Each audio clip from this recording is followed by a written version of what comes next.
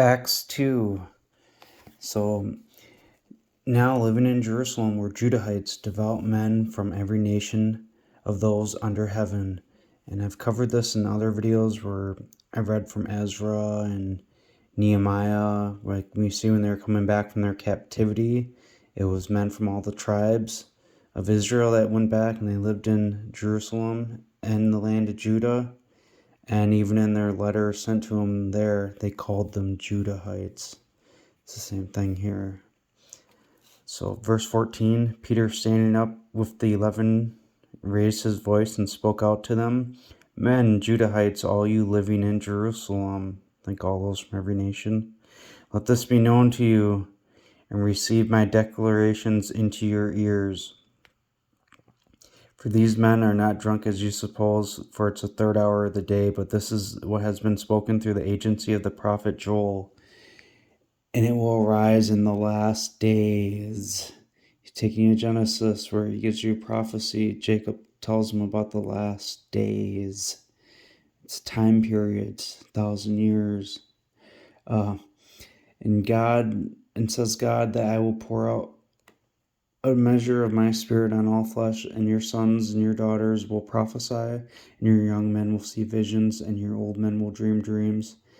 And also in those days I will pour out my spirit on my servants and my maidservants, and they will prophesy, and I will show them wonders in the sky above, and signs in the earth below, blood, fire, and vapor of smoke. The sun will be changed into darkness, and the moon into blood before there comes the mighty and blazing day of the Lord. And it will arise that everyone who calls on the name of the Lord will be saved. He's even saying they're men Israelites. He's still speaking to that same crowd. So, but that's Joel 2:28 through 32. Joel 2:28. See, and it will come to pass afterwards. And see how they put in the last days in the New Testament? See, they're giving you the hints. Because these stuff before here, like it's going, like Jesus' time and onward. So, and he'll pour out his spirit and flesh on the sons, and they will prophesy, all that stuff we just read. And the sun will be turned to darkness, and the moon to blood, before the awesome and terrifying day of Yahweh to come. See Amos 8:9. And it will come to pass in that day, declares Yahweh, that I will cause the sun to go down at noon, and I will darken the earth in the day of light. And I will turn your festivals into mourning, and all your songs into lamentations. I will bring sackcloth on all loins, and baldness on every head, and I will make it like mourning for an only son, and its end like a bitter day. Mourning like an only son. Alright, so I'm going to go to Joel 1 here.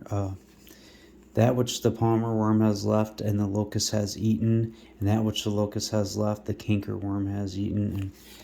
And just go to Nahum quick, Nahum 3:17. Your commanders are like locusts, and your marshals like huge grasshoppers. So, yeah. And you hear about when the sun rises, they are in flight. I think that sun goes down first, so.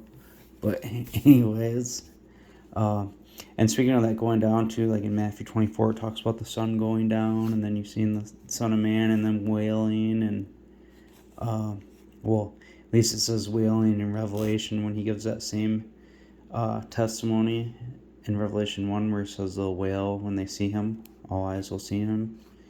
But anyways, awake, you drunkards. Would that be those drunkards of Ephraim, the ones that are going to kill the bridegroom?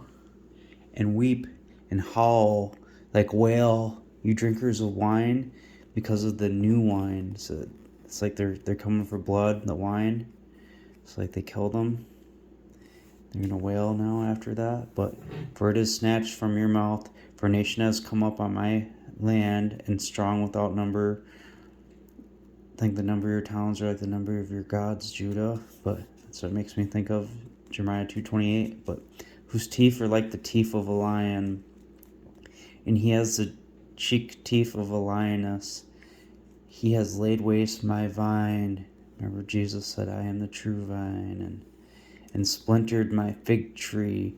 Now going back to that Matthew 24, now learn the parable of the fig tree. When the branch is tender and loses its leaf, or is about to put forth its leaf, then you know it's near. Well, think what happens before when it's spring and it's bringing forth its leaves. The leaves, they died. And they're kind of reborn. You get the sun being darkened, and then they mourn because he's killed. But then we got a resurrection coming. They drank that new wine. They killed Jesus first, and then the fig tree second. And he has stripped it bare and thrown it away. Its branches are blanched. Lament like a young woman clothed in sackcloth for the husband of her youth. Because it's like, put on sackcloth like Jacob did when he thought when he thought Joseph was dead. So Jacob did. So it's a figure of speech. So it's like put it on, the sackcloth for, they did for Jesus, and, do it for the coming one too. The meal offering and the drink offering are cut off from the house of Yahweh. The priests and attendants of Yahweh mourn, the field is wasted, the soil is mourned, the corn is wasted, the new wine is dried up, the oil languishes. Be ashamed, you farmers, howl, you vine dressers, for the wheat and the barley, because the harvest of the field has perished. The vine has dried up, and the fig tree languishes. The pomegranate tree, the palm tree, and the apple tree, and all the trees of the field have withered. Because joy has withered away from the sons of men. Clothe yourselves and lament, you priest. Howl, you attendants of the altar. Come lie all night in sackcloth, you servants of Elohim. For the meal offering and the drink offering are withheld from the house of your Elohim. Proclaim a fast, call a day of solemn assembly. Gather the leading men, all the inhabitants of the land, into the house of Yahweh, your Elohim, and cry out to Elohim. See John 12:20, and there were some Greeks among those going up to worship at the festival.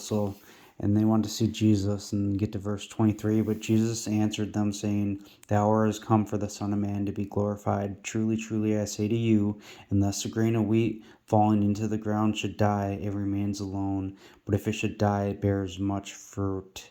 There's a lot more I could say on chapter 12 if I did a more deep dive into it, but going to continue in Joel, though.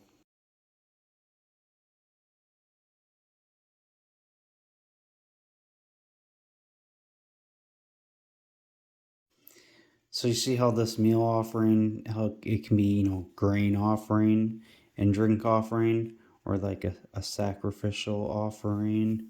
And it goes to with Joel 2:19.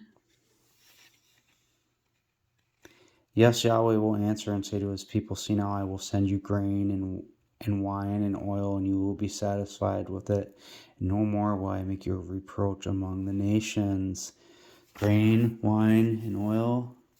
There's a lot more I could say with the wine and oil. It's like the blood and flesh. The oil being like flesh, and with the fat, and the wine being blood. But so you see, the meal and drink offering then are cut off from the house of Yahweh. The corn is wasted, the new wine is dried up, and the oil languishes. So it's like you got two things there, because you got the field, and we're just talking about the field, the sower, and all that being the Son of Man, and so that corn, that's that grain offering part that's wasted. That's the first one, and you got the new wine with the wine and oil. It's the second one there. So you got the two hidden right in there. Now right here, we got to examine verse 15. A loss for the day Yahweh is near. Like a shattering from Shaddai, it will come. Now I think it should be different. Check it out.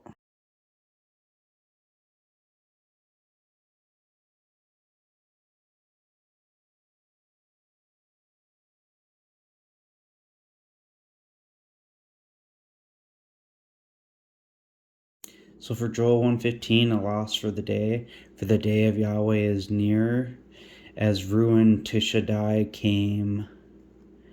Or you could say, the day of Yahweh is at hand, as devastation to Shaddai came.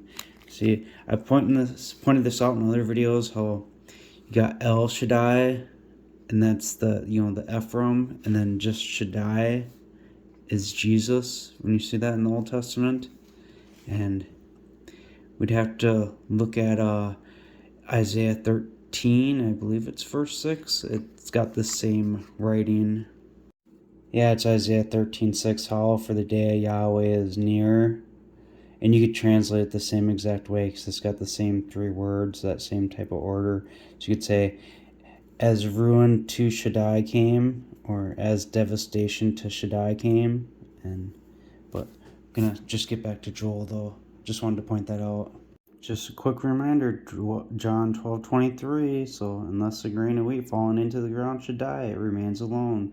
But if it should die, it bears much fruit. So we got that grain dying here.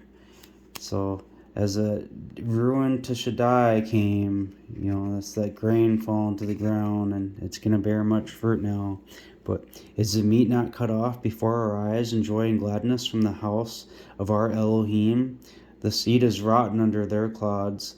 The garners are laid desolate. The barns are collapsed, for the corn has withered.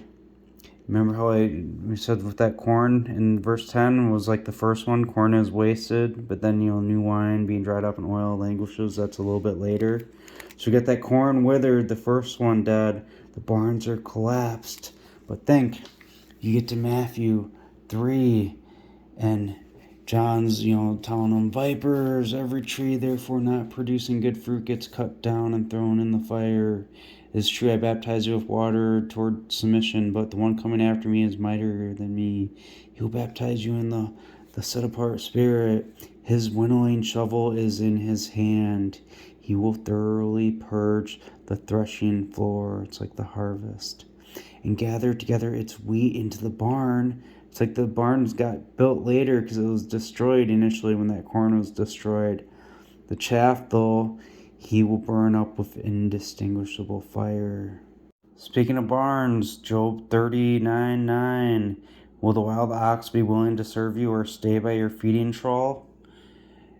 Can you tie the wild bull in the furrow with ropes, or will he plow the valleys after you? Think of all those valleys we've been speaking about in all my other videos. Will you put trust in him because his strength is immense, or will you leave your labor to him?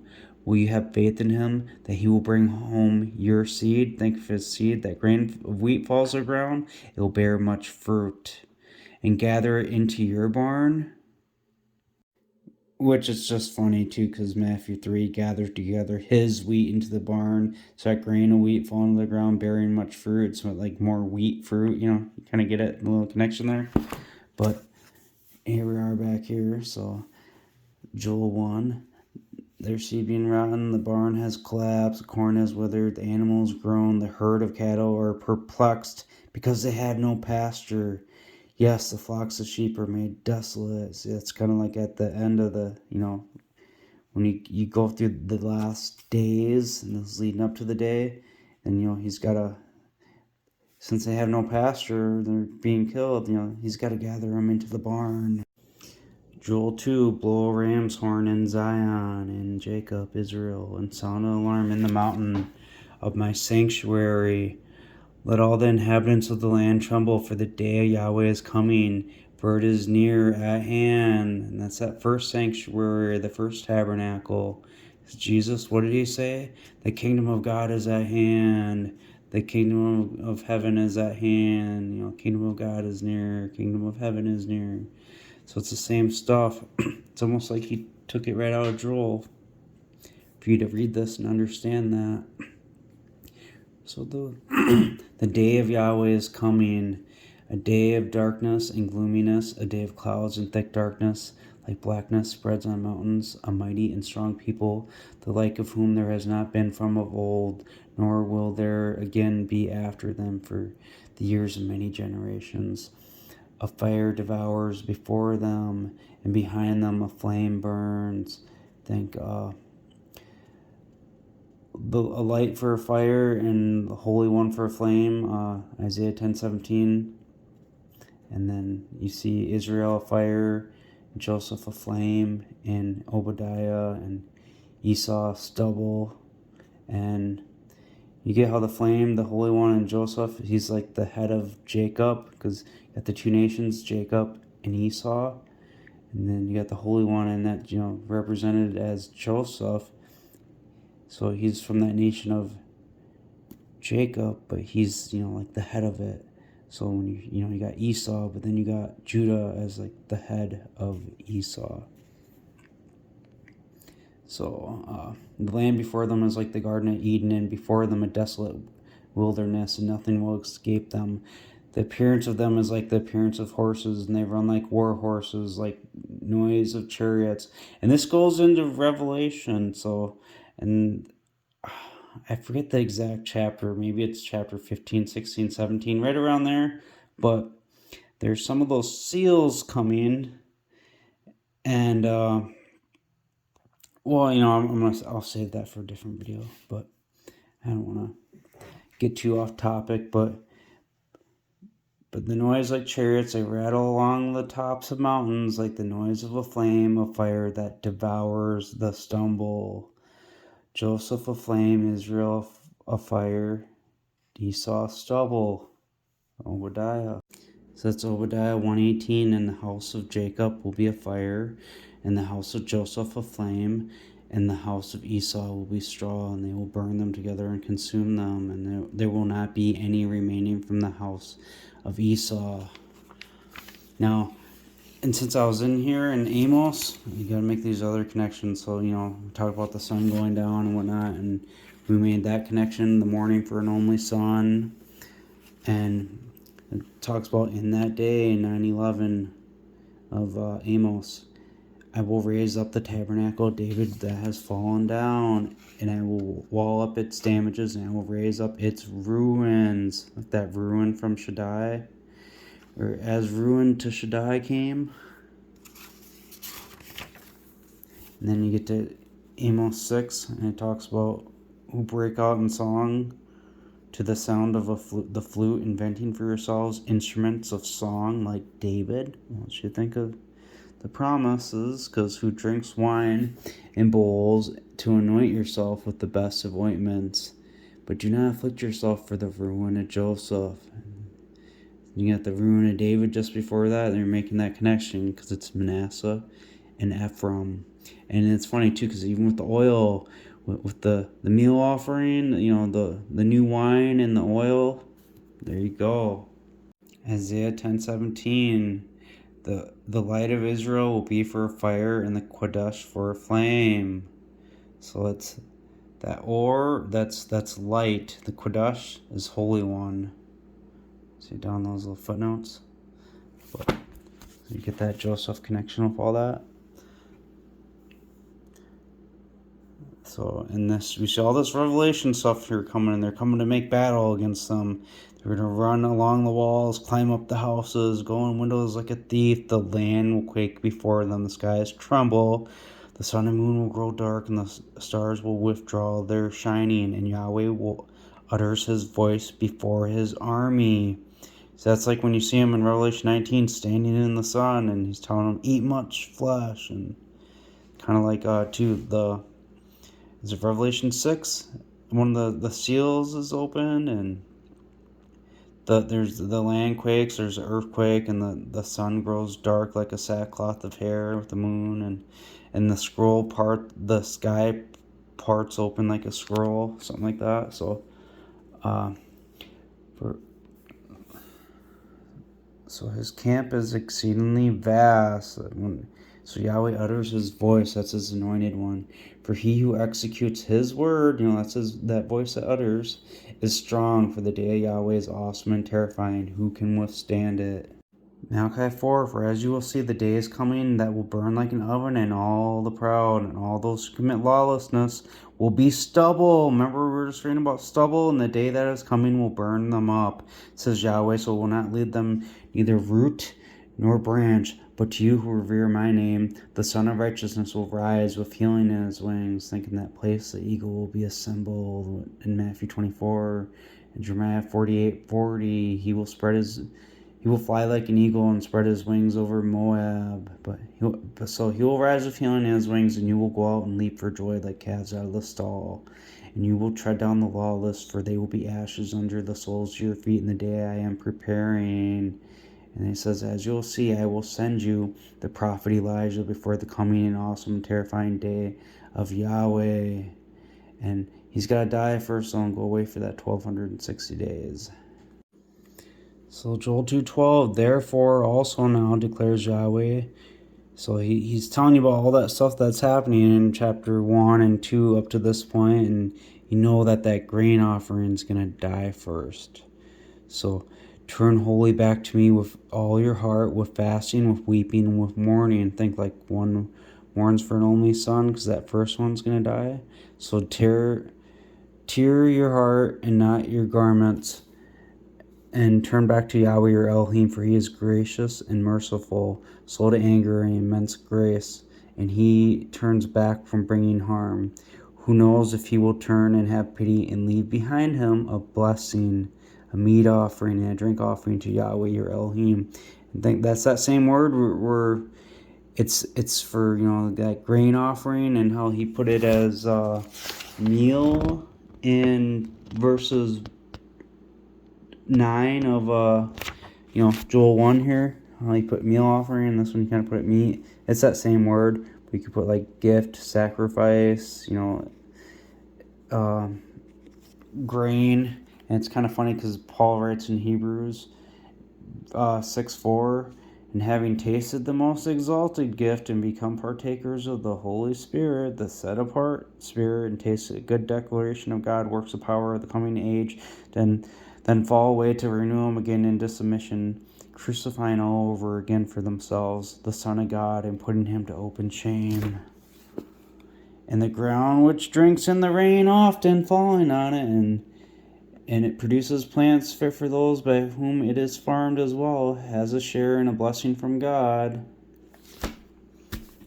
But there you go. It's talking about, because that's that new wine that we read about. The new wine and the meal offering, drink offering. And then boom, there's that corn, new wine, and oil. So who knows if he'll turn and have pity and leave behind him that blessing. So blow ram's horn in Zion. And it's funny, that ram, you got the ram's horn from Daniel. You got the ones up higher. That one came second. But I spoke about that in another video.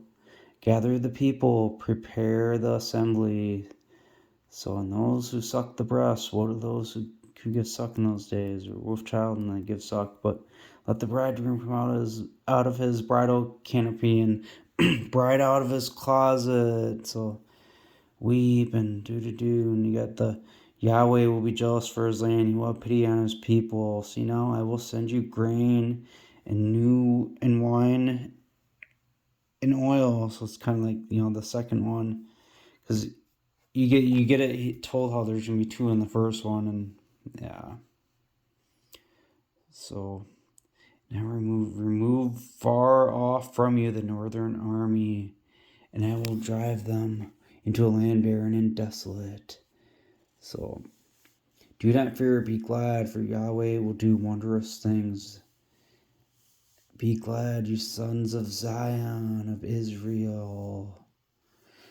For he has given you former rain in due measure, for he will cause the rain to come down on you. Because think, that piece of grain had to fall down and die in the ground.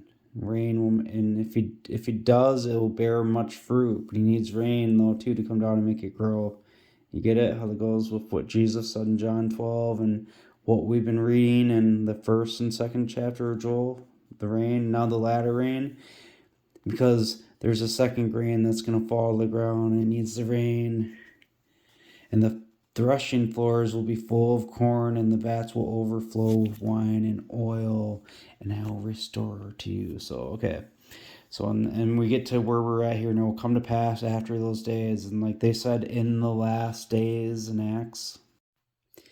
Genesis 49:1, and Jacob called his sons and said, gather yourselves together so I can tell you what will befall you in the last days. Now in the last days, you get the former rain and latter rain, but Joseph is a fruitful bowl. Now that Braha is shepherd, Eben is a stone, the Havir is the mighty one in Jacob. So his hands are made supple, speaking of Joseph, by the hands of the mighty one of Jacob, from the shepherd, the stone of Israel. You see the El Shaddai there. There's a difference between El Shaddai and Shaddai. But when Jacob had his dream on the ladder and stuff, he said that this is the house. This is none other than the house of Elohim in chapter 28, verse 17. And this is the gate of the heavens. So he took the stone that he had put for his pillow and set it up as a pillar, and he poured oil on it because it represented the Messiah. And he said, and this rock I have set for a pillar will become the house of Elohim, and everything you give to me I will surely give a tenth to you. And that's verse 22.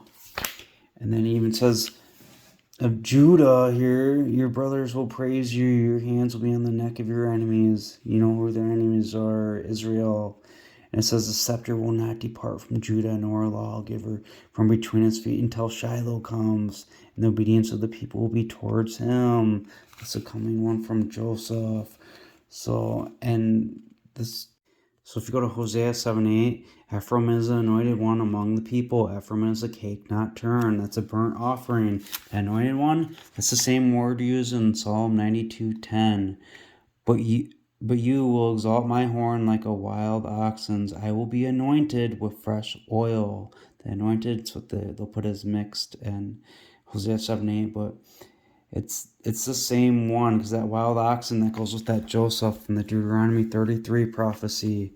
And now after he's dead, and he goes up and he'll chastise them according to the report of their congregation.